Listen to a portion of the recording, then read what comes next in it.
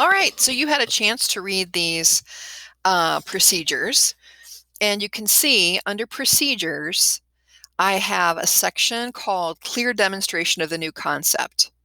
So you want to take time at the very beginning of your procedures to explain or show what segmenting, isolating, deleting, blending, whatever it is you're focusing is. And this is a place where it does make sense to write down your prompting language, because you want to make sure that you're saying your explanation or your demonstration in a way that's very clear. So write it down, maybe even speak it to see if it makes sense, and refine that explanation until it's clear. What you don't want to put here is, as a procedure one, you don't want to write explain isolating and matching. No, I want to see in the procedures, in quotes, how you are going to explain that, because there are some ways that are very efficient and some that are not. So show me that you've thought through and found an efficient way to explain your phonemic awareness task. The other thing I would show you, so we have clearly two sections: clear demonstration, guided practice. So we always start out by showing people how to do something. And then when they get to the point where we see that they've got the idea, then we go to guided practice. But you don't want to go to guided practice until you can kind of see people have the general idea. So here's my prompt. I'm going to say, glass, or I have my book Ellsworth. So Ellsworth Electric Ears is this great book by Valerie Worth, in which the author has found, collections of little toys, and she uses them to create a story. And the story is alliterative. So on the B page, try to give you the B page, it says, Betty believed in a big but balanced breakfast. And so what I have on my directions is ask students what they know about the words in the story. So after I read, Betty believed in a big and balanced breakfast, what do you notice about the words in this story? And maybe some little kiddo says they all start with the same sound. If not, I might repeat it. Betty believed in a balanced breakfast. All right, so then my next sentence is the hard one. So I'm going to say, you know what I notice? Balloon and bear start the same. They sound the same at the beginning. Do you see anything else in the picture that starts like balloon and bear? And then I'm going to point to a picture clue on the page. So if they don't guess it, I might point out, uh-oh, what do we call this little thing here? Or what's this guy? Oh, so hard to do the reverse. Okay. What's this guy over here doing? What about this? What's this? Oh my goodness. What is she balancing right there? And what kind of fruit is this? The little blue fruit. So I will point. See, my procedures say I can point to things on the page. So I'm getting kids to actually show me things that match. I'm clearly demonstrating what I mean by matching that first sound. And I'm going to repeat this step. So I'm going to repeat step 2. And this is why you enumerate steps, because instead of writing them over and over again, you can just say repeat step 2 on page 6. So here's what page 6 looks like. It's the F page. So I'll repeat it with, page, oh gosh, this is so hard. It's page 6, and then I'm going to do it with page 8. So I've picked the pages of the book. I'm not going to read the whole book. In actuality, I probably would have wanted to read the whole book maybe the day before, because kids, when you read a new book and it's fun, they want you to just read the book. The second day is already a better day. So the second day, when they've already read the story, is a good day to kind of talk about specific elements in the book. So I'm repeating page 2 and repeating step 2 with page 6 and 8. And then I'm going to keep using more pages until I see that children are really able to match the same sound, at least 3 same sounds on a page, and that's going to let me know it's time to go to guided practice. So if I get to page 8 and I'm showing kids, for example, I'm showing the gorilla page, the G page, and I read, Gwendolyn's good-looking gorillas are great gardeners. And then right away, kids notice gate and goose and groceries and galoshes, gorilla. If they notice at least 3 things on that page, they really have got the idea of matching the initial sound. Then I'm ready to go on to the guided practice. So it's really a good idea to have some way of knowing if kids are catching on to the concept before you turn them over to partner or independent practice. Because unless you know that they're getting the idea, turning them over to independent practice is pretty much going to be risky, right? Because you don't know if they'll be able to do the independent or partner practice. If kids can do this, I'm pretty sure they can move on to my independent practice. Okay. For my guided practice, now I'm just going to give kids some of these cards. So 2 kids are going to be working together, and I'm going to show them the cards, and they get 3 of these cards. And then I'm going to say which 2 words sound the same at the beginning. So what sounds the same as glasses? Actually, no, I don't like my procedure here.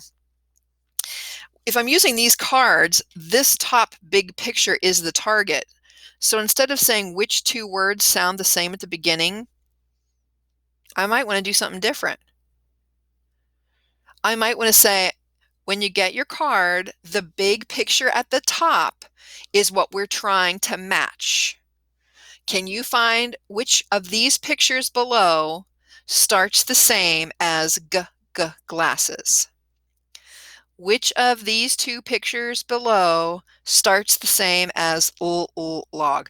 So actually, this is what happens. You write these procedures, and then you think about what that sounds like to say, and you might decide there's another way to say it.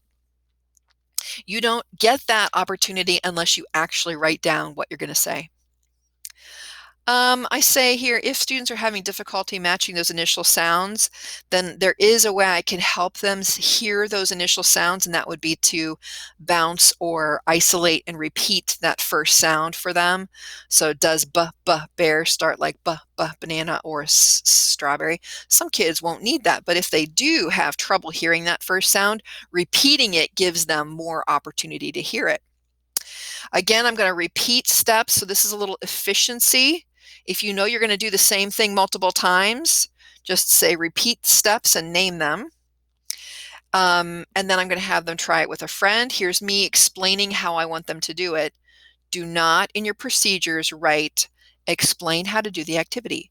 Instead, show me how you're going to explain the activity. And then I'm going to circulate to assist kids as they need help. And then when kids are all finished, we're going to come back together, and I'm going to ask each partner group to show me their favorite card and to show everyone how they found the match. That'll be a nice review. Especially nice if not everybody has the same cards, right? All right, so that is how you write some procedures. These lesson plans are short, so really invest in thinking about what you're going to do or say to make this work. Now, another thing I hope you notice is I really have got sort of 2 things happening here. I'm using the book to get kids to think about the concept, and then I'm using these cards to help them practice it. So that's why in class, I explained that part of the first part of writing a lesson plan isn't writing the lesson plan. The first part of writing the lesson plan is A, analyzing your student to see what they know and need to know next, and B, collecting several resources that teach the topic. So I found at least 5 things that would help me teach initial sound matching. And from that list of 5, then I could pick, well, this seems like a good idea for introducing the topic. And these cards seemed like a good idea for partner practice. So having a couple of ideas help you structure this lesson. It's easier to pick existing ideas than to try to think, how am I going to do this from scratch? All right, so make sure you have a clear demonstration of the new concept and guided practice. A rookie mistake is to create an unclear situation by moving directly from explaining the concept or naming the concept to practicing it. You have to make sure that when you show kids a new phonemic awareness, phonological awareness task, that you give them multiple opportunities to practice it, and you start with easy examples and get harder. What you don't want is a Blick lesson. So let me show you what I mean by a Blick lesson. Here is a Blick lesson. Let me show you. Okay, class. So I am going to teach you today about the concept of Blick. Are you ready for Blick? Yeah, so this is Blick. This is something that's Blick. Obviously, this is Blick, right? So here's Blick. Does anybody know what Blick is? Can you tell me what Blick is? Okay, so this is Blick. And this is Blick. You've got it. This is Blick too. This is Blick. And so is this Blick? No, that's not Blick. How about this? Is this Blick?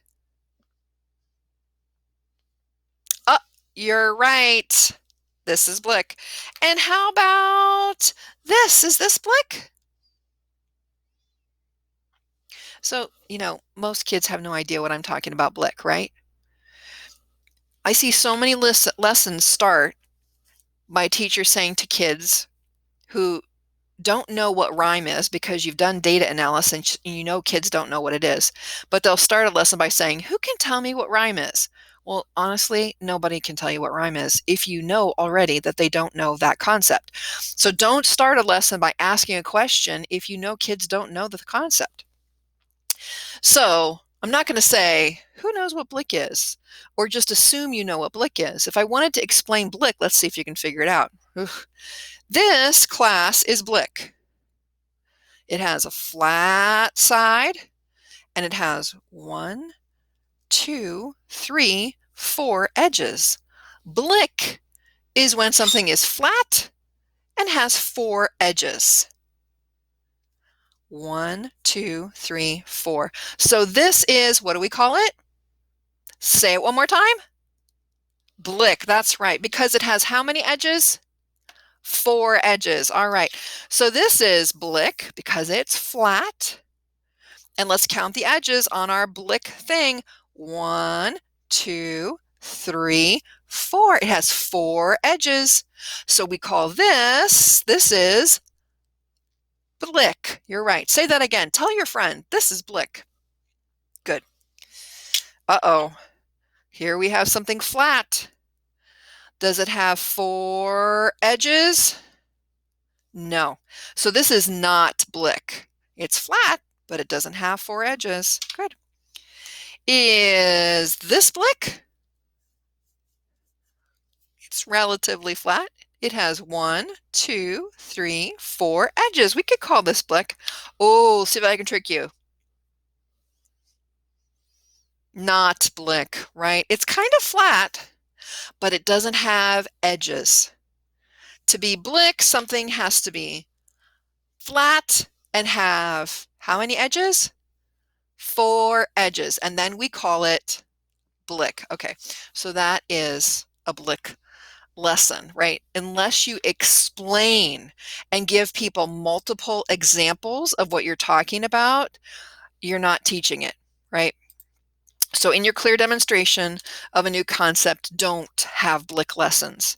Now, a really nice way to see what teaching could look like, to get some envisioning in your head, is to watch someone do some demonstration teaching. And in the post-COVID world, we will send you out into field placements where you will get to see teachers do this kind of teaching. And in seeing them teach, you can kind of try to replicate some of the things that they're doing and saying. That's part of the apprenticeship of learning to teach. We can replicate that by having you watch some videos online. So if you know you're teaching a lesson on segmenting sentences, this is a great video to watch because this teacher has a very nice way of explaining what she means by segmenting sentences. If you are going to teach isolating the final phoneme, or actually any of the phonological awareness tasks, Heggerty is a phonics system, or a phonological awareness system, that a curriculum that has really nice hand movements for some of the complex sound manipulations. So if you wanted to figure out, well, how am I gonna clearly demonstrate substitution? Watch the Heggerty video. It's very short, it's like 2 minutes, where this teacher shows how you can use your hands to help kids think about the sound substitution or deletion or blending or any of them, right? And these all live on our Blackboard website. So let me show you where these are. Whoopsie. On Blackboard, on our class Blackboard here. Here's my Blackboard. And we'll go out to 1700 here. And let me show you the student view. So on our class Blackboard right here, so here's your weekly prep for this week. Right underneath that, it says Heggerty Phonemic Awareness and other phonological awareness demonstration videos. Here's all of the videos. So if you want to do blending, here's the blending one. Here's segmenting, how to isolate final sounds, isolate the middle sound. This is, let's see, this is substitution, I think. And then down here is sentence segmentation. I love this lady, Yolanda Sorrell. She's from Australia. And so interesting accent there, but here's a little 4-minute lesson. She's got one on rhyme. She's got one on isolating phonemes. So check out the video because you can see somebody teach something and it'll give you an idea about how to clearly demonstrate that concept. So those videos are on our Blackboard. All right, so let's keep going here. Closing moves. Closing moves are how you end the lesson. So you want to just tell kids what they learned and then just explain how that'll help them be a good reader or writer, or connect what they just learned to what they already know. So example, closing moves is just probably a statement, something like this. If you're learning to listen to the sounds at the beginning of words, okay, so today you were learning how to listen to the sounds at the beginning of the words. And then today at the Puzzle Center, you're going to find some picture cards. And I wonder if you can find more words that sound alike at the beginning at that center. So I'm just telling them what they learned today and telling them how they're going to use it in a new context. I could have said that differently. I could have said, today you learned to listen to the sounds at the beginning of words, and that's going to help you later as we start to write the beginning of sounds. So you're explaining to kids what was the utility of what they've learned. After closing moves, you're going to do this thing called ripples and extensions. Because our lessons in these early learning experiences, kindergarten, preschool, are so short, we want to distribute the practice of this new skill. And so you want to build a couple of little ideas about how kids could practice whatever you're teaching them later on in the day. So it's not a full-blown lesson, it's just a couple of ideas. So here's an idea. If I were teaching kids how to isolate that first sound, like in the procedures that you read, then I might say, okay, later on when kids are lining up for lunch, I'm going to say, if your name starts like, line up for lunch. And Maurice and Maria, they line up. If your name starts like p, p, line up for lunch. So I can make lining up for lunch a practice of hearing and matching sounds. I could also put that Ellsworth text that I was using for my clear demonstration, I could put it in the quiet reading area so that kids can look at the book and notice all the pictures that have the same sounds on their own. And when they do, I'm going to comment on it. Oh, look at, they're reading the book. And then, or I could do something like invite children to collect toys that start with the sound "buh." So as we're cleaning up, find all the, do we have any toys in this room that start like "buh"? And then I could photograph those things just like they did in the Ellsworth book. The Ellsworth book was all about photographed little toy images. We could photograph all the things we found in the classroom that start with "buh." And then I could put that I could show them the picture of that tomorrow. And we could talk about all the things that start with "buh" in our picture. And then maybe if I do that over subsequent days, I could end up having a little book, just like the Ellsworth's book. I could print that book off and give every kid a copy of our sounds matching book. So you see how this works. These aren't actual lesson plans. They're just naming a couple of ways later on in the day you can get kids to practice with that target.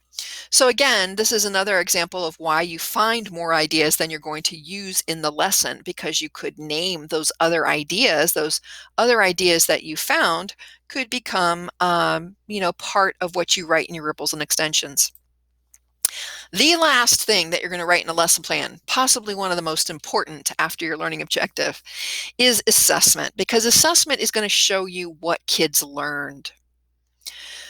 If you don't do assessment, you really don't know if anyone's learning. So there are two types of assessment you're going to write about. One is called formative assessment. The other is called summative assessment. Formative assessment happens during the guided practice of your lesson.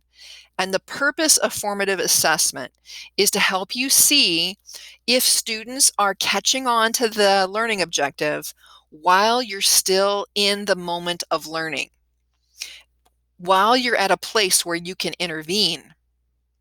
So formative assessment is something that's going to happen during your guided practice.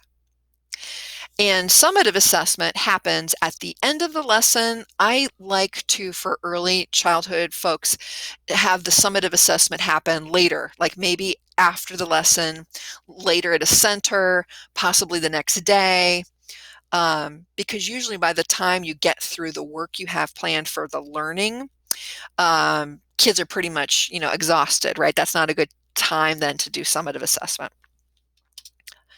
So you can see that in my my Ellsworth's lesson here on isolating and matching initial sound, right here is the place where I'm thinking the formative assessment is happening. During guided practice, when I give kids their card sets, so I first demonstrate how to do the matching activity with 3 cards as the whole group's looking at me right here, the first 3 things.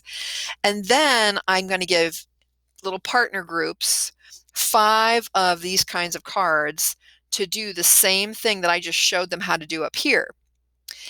And when I give them those cards, that can be my formative assessment. As I'm walking around here, I can be looking to see if the partner groups were able to find the sound that matched with this card. So if the big picture is jar, is frog the matching first sound, or are jelly beans the matching first sound? If they put a little clothespin on there, I know they understand this matching the first sound piece. So this is where I'm going to see that formative learning happen. And so when I write my formative assessment, I want to have 2 things in that formative assessment. I want to say, when is this happening? So I could say during partner practice with 3 picture cards, note how many cards out of 5 each partner group did correctly. So I can have a little tally. Here's my students that are in the group, and I can be looking to see, okay, Abby and Grace were working together. Were they able to find all the matches? If so, over here on my little tally mark, I'll just put today's date. I'll put initial sound matching right here. And then I'll put a check mark for Abby and Grace because they were getting it. Noah and Sarah, they were getting it. Pam and Riley, they were getting it. And by getting it, I mean, could they do a number out of 5? So maybe instead of a check mark, I just put like, oh, Abby and Grace, they did 5 out of 5. Noah and Sarah, 5 out of 5. Pam and Riley, they only had 3 out of 5, right? So I could write the number here, or I could say over here in my formative assessment that success in the formative stage means they got, 4 out of 5 right. And then I could just put in my column here, 4 out of 5 right, and then just put check marks. That might be even better. So if kids got at least 4 out of 5 cards right, I just put a check mark. The thing I want you to remember is you have 2 things happening here. You're saying what you're looking at. So, where is it that I'm doing this? And you're also saying what counts as success.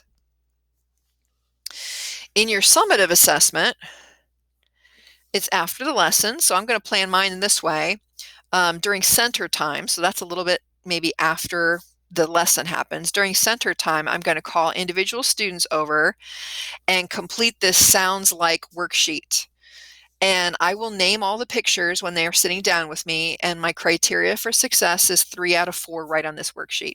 So I'll just call kids over and I'll say, you know what? This is the goat. Which of these 2 pictures start like goat? Is it guitar or nest? Circle the picture that starts like goat. Circle the picture that starts like lamb. Is it desk or lion? Circle the picture that starts like lamb. So that's all I'm going to do. And my criteria for success is 3 out of 4. All right. I wouldn't have to do a worksheet. I could just as easily have pictures. I could actually just use cards that are similarly formatted to these, but just have different targets on them. So there's a lot of ways that you can do the assessment. Again, this is another reason why you get lots of ideas for instruction, because mostly you could probably choose one of those instructional techniques and use it as the assessment. Okay, your next steps. You're going to try to write lesson plan 1. The nice thing I think about having this description of how to write lesson plan 1 is that you can revisit this video when you find yourself writing your lesson plan and have a little difficulty at any point. Just replay the part of the video that might help you think about that. Your lesson plan is a phonemic or phonological awareness task, so no phonics, and it is based on one student. So on Blackboard, through a message, an announcement that was sent to everybody, you've been assigned a student. So for example, Veronica, Kristen, Maddie, and Aaliyah have Courtney. And on Blackboard, you'll see Courtney's PASS data. So to know what you're going to teach, you're going to analyze Courtney's PASS data, figure out what she knows and what she needs to learn next. Again, these folks are doing Ruby, these folks are doing Sebastian, and these folks are doing Veer. So your data is on Blackboard. And just to show you that, let me just pull up our Blackboard here so you can see it. Here's Blackboard. Here is our weekly Prep 6. And if you forget who you're teaching, you can just hit this document and it shows that chart of who is working with which student. Here's the data. So if you have Courtney, just hit Courtney. Right there comes up her data. You can print it off and analyze it. And then the other tool that I would show you might be useful is this template. So right here, template, lesson plan template. The lesson plan template is just a tool that I created to sort of help you think about the elements that we've talked about. So everything here in red is me coaching you.